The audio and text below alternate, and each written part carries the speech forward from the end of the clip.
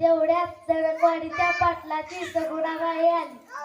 ती ज्योतिबासाठी मुली शोधत होती. म्हणाली, सावित्री आणि ज्योतिबा यांची जोडी लय जाग दिसे. या बाया बोलाला फुलाला गाठ पडली. गळ्यात मंगळसूत्र, पायात जोडवी, अशी मी नवरी होऊन पुण्याला आली. त्यांच्या घरात बघते तर काय, इकडून ठेवलेली पुस्तकं, तिकडून ठेवलेली पुस्तकं, समोरून ठेवलेली पुस्तकं. या बाया म्हटलं, बाबा काय नुसतं पुस्तकीच खाता की काय? तर ज्योतिबा मला म्हणाले, सावित्री तू स्वतः शिक्षण घे आणि मुलींना शिकव. या बाया म्हटलं, 10-12 भाकरी थापायला सांगितल्या असत्या तर थपाथपा थपल्या असत्या, पण हे काय आपल्याला जमायचं नाही. इकडून पेन्सिल फिरवली की तिकडून पेन्सिल फिरवली. 8 दिवस लागले बघा शिकायला. मग शिकले. मग सबजी 12 कधी शिकले. मग वाचायला लागले. त्यांना लय आनंद झाला. मग त्यांनी ते भिडेवाड्यात मुलींची शाळा काढली.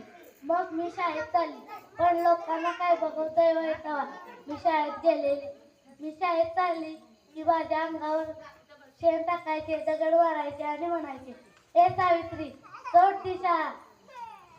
एकदा तर एक जण भर रस्त्यात आडवाच आला आणि म्हणाला, ए सावित्री सोड ती शाळा, नाहीतर काय. मी त्याच्या तोंडावर पडापडा ठेवून दिला.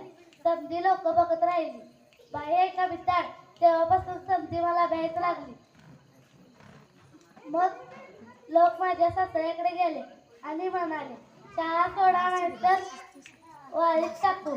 मग सासऱ्याने आम्हाला सांगितलं, शाळा सोडा नाहीतर घर सोडा. हाय त्या कपड्याची घर सोडले पण शाळा नाही सोडली.